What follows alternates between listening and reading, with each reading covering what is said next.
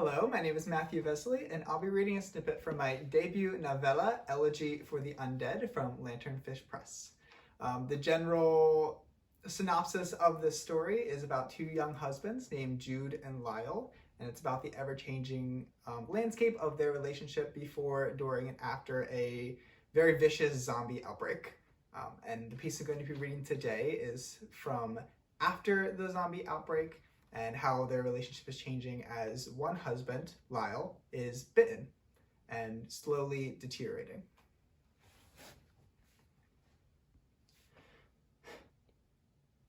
Jude. The first 6 months after. In the first months after the diagnosis, Lyle was warm the way tea in a kettle stays warm over the smallest flame. If I asked him 1 week how the bite on his arm felt, he would tell me it was healing over fine. The next week, in answer to the same question, he would give me a dismissive grunt. The next week, he would raise the bite to my face and ask me, how does it fucking look? 1 week, he would apologize.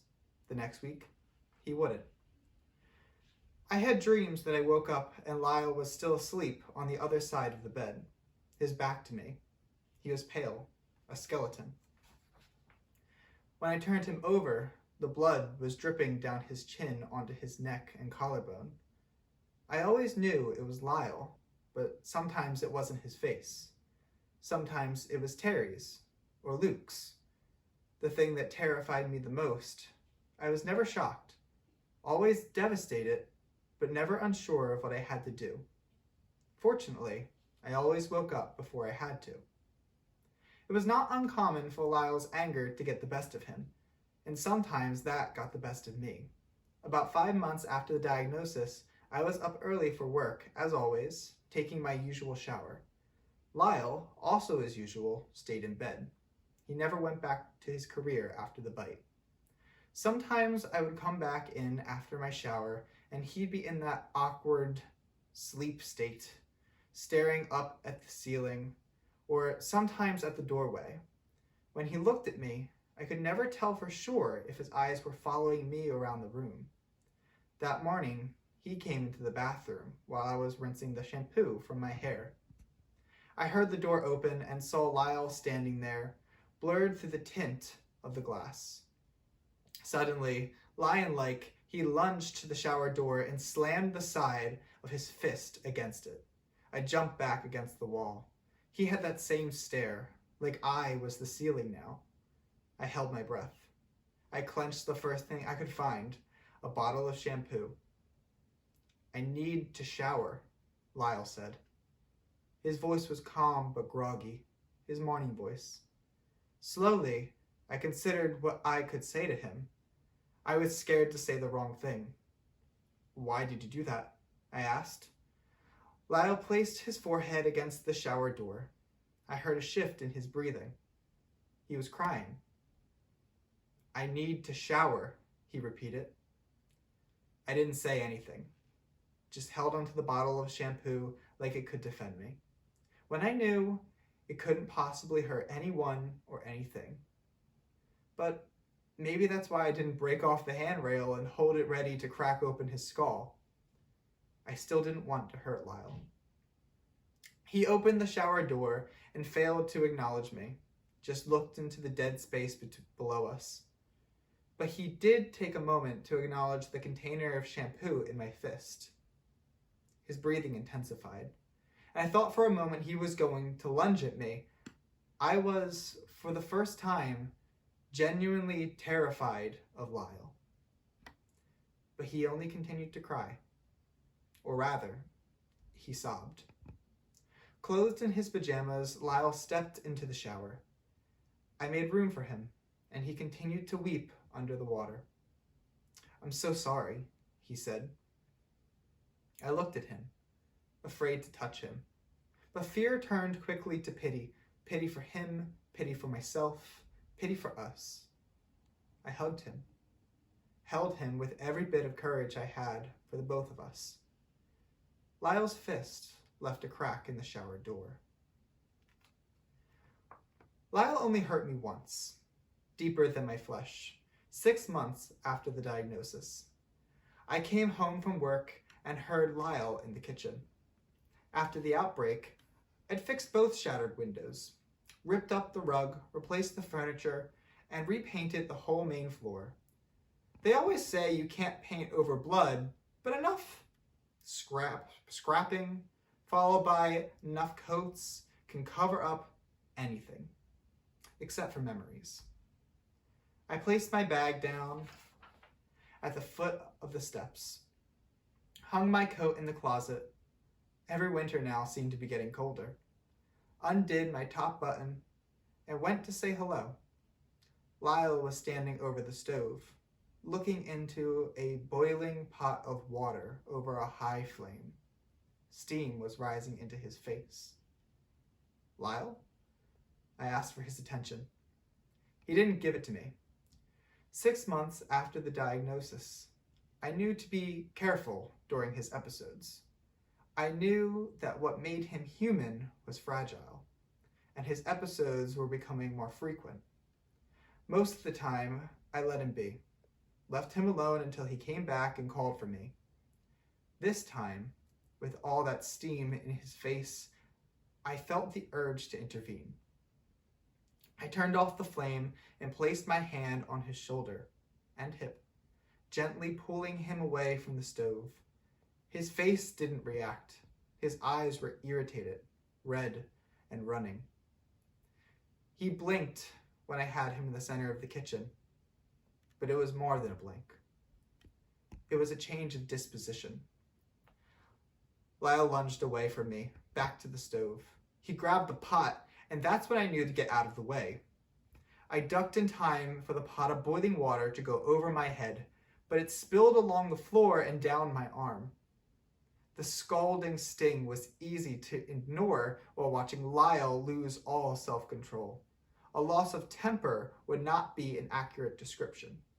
He swiped both of his arms across the length of the counter, pushing everything there, the knife rack, the coffee pot, the cups, the vase with a dead bouquet, to the floor. The vase shattered.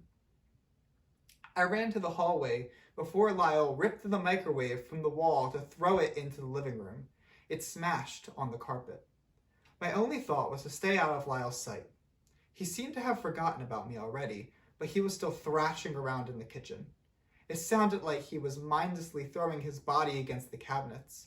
I ran into the office because it finally occurred to me, this moment could be the moment.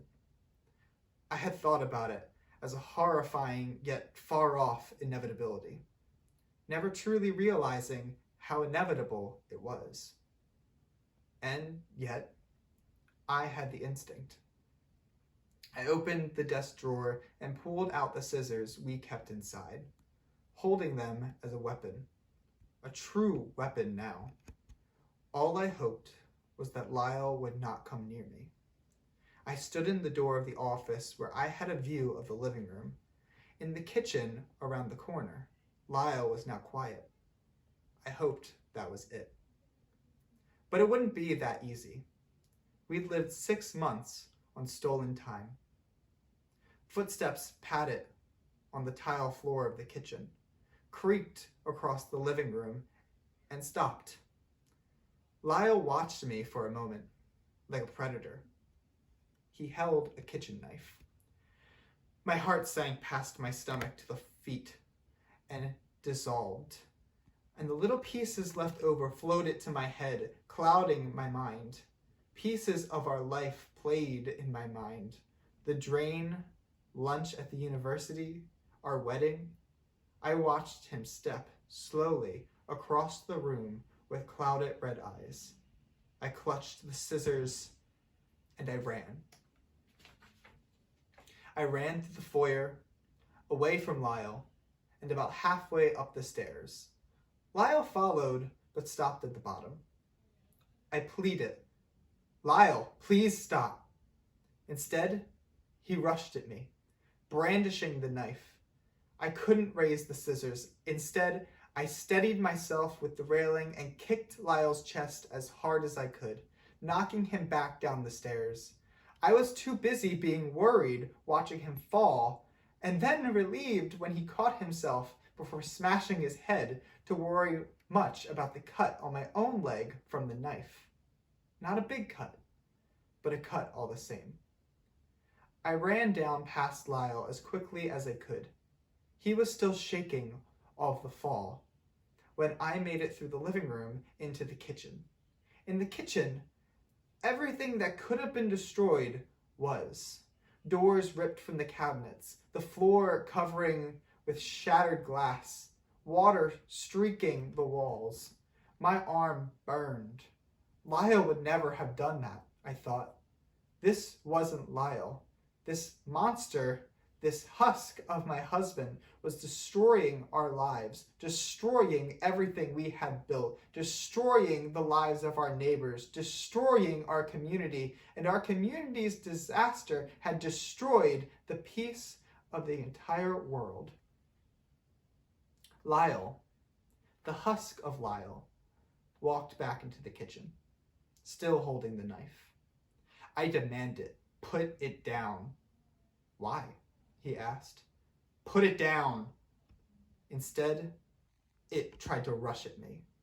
But I stood my ground, dropping the scissors, and I wasn't afraid. I lifted my fist to meet him, and in just a moment, Lyle was on the ground. I stood in the kitchen, unhurt apart from the cut on my leg and the burning on my arm. Lyle was motionless, but then he wasn't. My right hand was clenched into a fist. The scissors were on the floor and my knuckles hurt. A purple bruise was spreading across them. Lyle started gagging, and I felt my heart sink. But when he threw up, it was only vomit, not blood. It mixed with the now room temperature water, spreading in little streams along the tiles, puddling on the crumpled petals of dead flowers. Lyle wiped his face and looked at me. "Your leg," he said. I looked down and saw there was blood on my shoe. "Jude," he stared at the blood. "I'm so sorry." He was crying, and that made me pity him, but it also made me happy to see his remorse. I smiled. He was back. I sat down against the lower cabinets, which he hadn't ripped apart. It looked as if he was now the one scared of me. "Come sit with me," I said. He stumbled over and sat down beside me, shoulder to shoulder. For a moment, we were quiet. "Are you scared of me?" Lyle asked. Rain patted against the window. Soft gray light came through the glass, illuminating floating dust in our kitchen.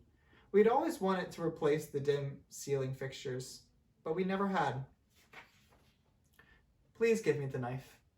I laid my palm open on my lap. Lyle placed the knife on the tile and slid it into the center of the floor, where it caught in the mixture of glass and water and vomit. The kitchen was quiet again. I placed my head on Lyle's shoulder. "I'm terrified of you," I said. "But I'm more petrified for you." "I feel worse," Lyle said. He held my hand. "I love you." I squeezed his hand back. "I love you more than I'm scared of you." I felt Lyle shake his head. "I'm not going to live long," Lyle said. "But I don't think I can stay here knowing I could hurt you. I wish I could spend time with you, go to wineries together or hang out with our friends." He paused. "But they're dead, and you're the only thing I have left. I can't hurt you." I put Lyle to bed early, kissing his forehead, and wished him good night. And then I called Dr. Cerrone and told her what had happened. The next day, a nurse came by to help Lyle pack his things. She was kind, but Lyle was mostly dismissive of her suggestions. I packed the important things he ignored and left the stuff that I could bring him later if he wanted it. The nurse insisted that Lyle ride in her van, but I insisted I take him myself. I became almost as dismissive as Lyle, and the nurse had no choice but to agree. Thank you. And I can't pretend that I don't still care about us. Loving you made me feel like a kid. So many other things that I should have told you, but I never